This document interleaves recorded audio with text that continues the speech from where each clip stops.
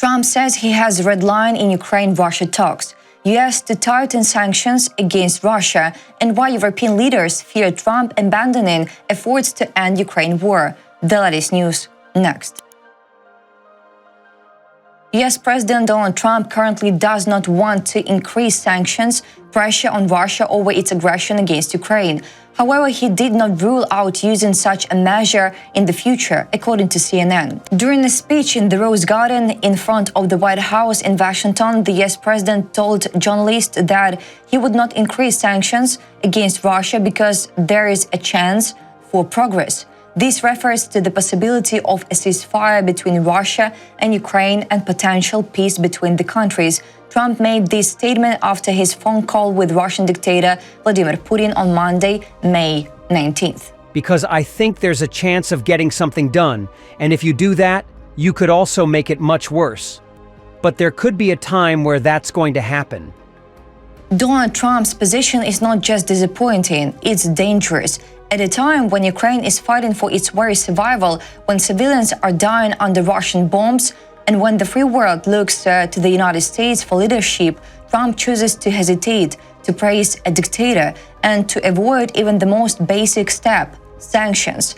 His refusal to hold Putin accountable is not diplomacy, it's weakness.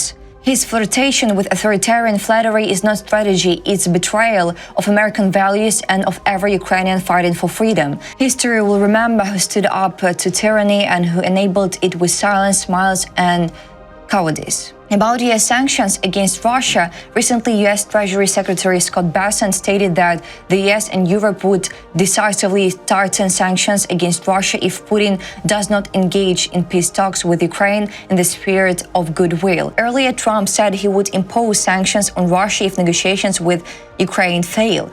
He believes sanctions would be devastating for Russia. Additionally, US Secretary of State Marco Rubio recently said Washington has given Moscow time to make progress in peace talks, but patience is running out. Decisions on sanctions are already underway. Trump on possibility of leaving war negotiations. In a conversation with the media, the US president also said he is ready to step away from the Ukraine-Russia negotiations if no progress is made. Trump has already expressed this message before. Quote, I tell you, big egos involved, but I think something's going to happen. And if it doesn't, I just back away and they are going to have to keep going. Trump said Monday afternoon Washington time, earlier Tuesday in Kyiv. Trump about red lines.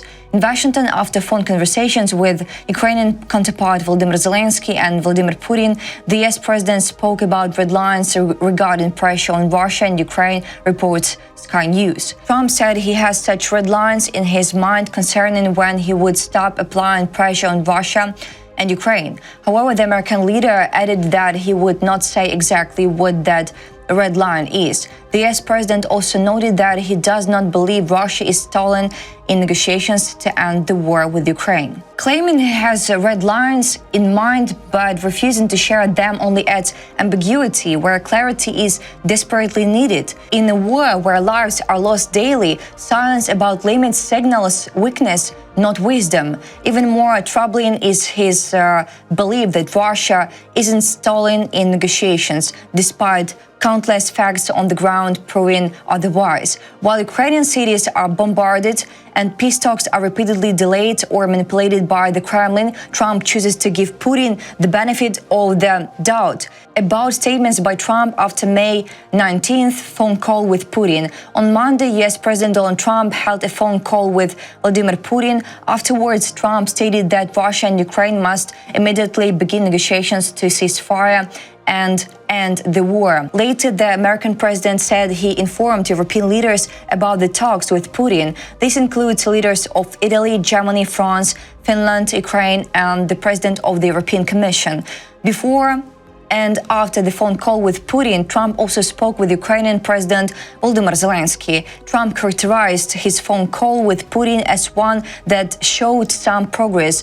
He again confirmed his view that the Kremlin leader supposedly wants peace with Ukraine. Russia's threats during the Istanbul negotiations to seize more Ukrainian territory suggest the Kremlin may push for even tougher territorial demands. according to the Institute for the Study of War, ISW. ISW recalled that during the May 16th talks in Istanbul, the Russian delegation threatened to capture Ukrainians' Kharkiv and Sumy regions. Analysts believe this tactic signals that if Ukraine agrees to the Kremlin's initial terms, Russia will put forward even tougher territorial demands. Despite repeated calls from the US, Ukraine, and Europe for a ceasefire to launch negotiations to end the war, Russia continues to reject such a course of action. The Kremlin likely sees ceasefire talks as an instrument of pressure to obtain additional concessions from Ukraine and the West. Russia must show its willingness to make concessions of its own in any future bilateral negotiations, especially as the Kremlin appears to be setting conditions to expand its list of demands amid the peace talks. At the meeting, Putin's representative stated that Ukraine must hand over full control of the Luhansk, Donetsk, Zaporizhia, and Kherson regions to Russia before Moscow agrees to a ceasefire. Analysts note that such territorial demands are typically the subject of final peace negotiations, not preconditions for a ceasefire. At the same time, Russia introduced additional demands and threatened to seize the Kharkiv and Sumy regions. These tactics suggest that during future talks to end the war, Russian dictator Vladimir Putin is likely to make even tougher territorial demands if Ukraine agrees to the Kremlin's initial ceasefire conditions. Some European country leaders are afraid that US President Donald Trump is abandoning his efforts to stop the Russian-Ukrainian war, Bloomberg reports. According to the media outlet, a week ago, when Trump called for a 30-day truce and threatened Russia with sanctions, European leaders were full of enthusiasm. However, Trump's conversation with the Russian dictator Vladimir Putin disappointed Europe. After the conversation with Putin, Trump stated that Ukraine and Russia would begin peace negotiations, likely without the USA. At the same time, the US president did not speak about sanctions and did not mention any pressure on the Russian dictator. According to Bloomberg, several European governments have already expressed disappointment with the actions of the USA because Trump has still failed to force Putin into peace and may now abandon efforts to stop the war. Sources of the media outlet stated that among European leaders, there are concerns that Trump is retreating from peace efforts and that he clearly indicated he would not strengthen sanctions and is abandoning the proposal for a 30-day ceasefire. According to them, neither Ukraine nor Europe agrees with Trump's call for direct Russian-Ukrainian negotiations. Today, it feels like we are back into a much longer-term scenario in which Putin is buying himself and his military more time. Putin won himself more opportunities and a ceasefire and resolution seem ever further away, noted Christine Berezina, managing director of the German Marshall